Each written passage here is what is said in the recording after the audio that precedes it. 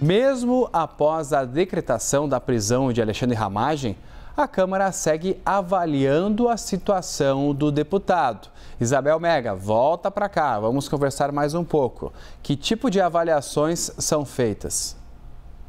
Bom, Estevam, a Câmara precisa decidir qual vai ser o desfecho do deputado Alexandre Ramagem.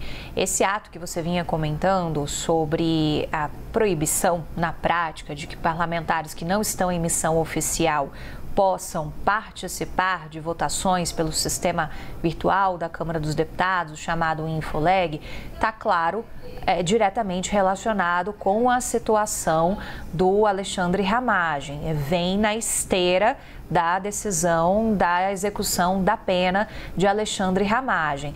Mas a gente tem também, ao mesmo tempo, um momento de cautela da Câmara dos Deputados de pensar sobre como vai proceder com os próximos passos. Então, daqui para frente, esse cálculo deles vai avaliar, sobretudo, aquilo que foi colocado no despacho do ministro Alexandre de Moraes.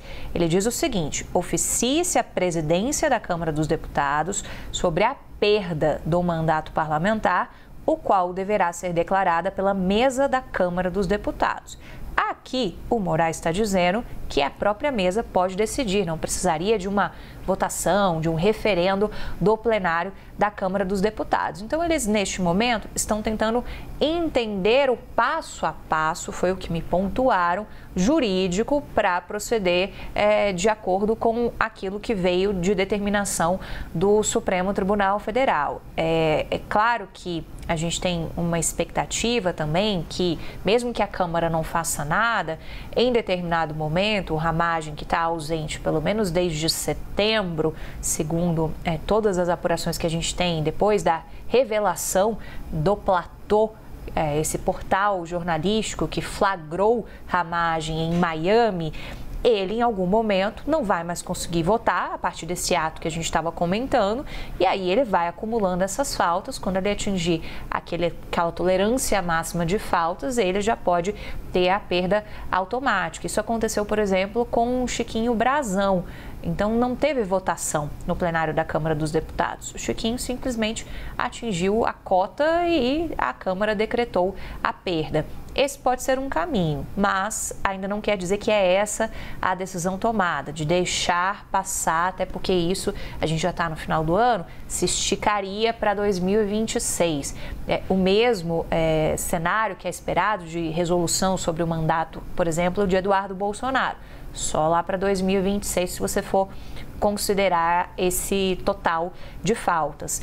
Então, o que eles estão calculando é se, no caso do Ramagem, já poderiam dar esse passo de decretar já de imediato essa perda do mandato. O que a gente escuta ali no entorno do presidente da Câmara, Hugo Mota, é que há um nível de decepção muito grande com o fato de Ramagem ter fugido.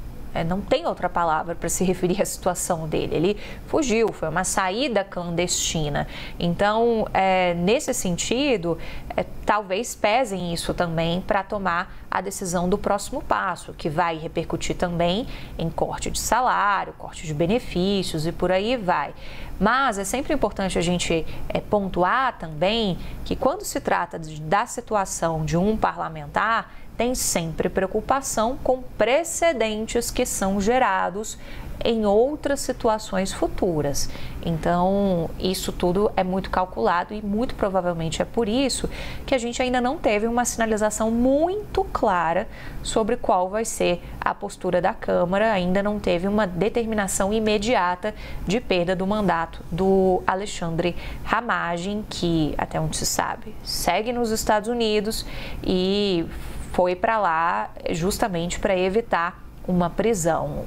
Os advogados dele, conversei nos últimos dias também com a defesa do Ramagem, eles pretendem ainda estão avaliando apresentar os chamados embargos infringentes e frisam o tempo todo, Estevam, que Ramagem não avisou a própria defesa de que sairia do Brasil. A própria defesa foi surpreendida, mas o advogado que estava com ele segue na defesa e está, portanto, nesse momento avaliando os próximos passos. Ele, inclusive, pode passar por um processo de pedido de extradição. Isso também está em avaliação aqui em Brasília.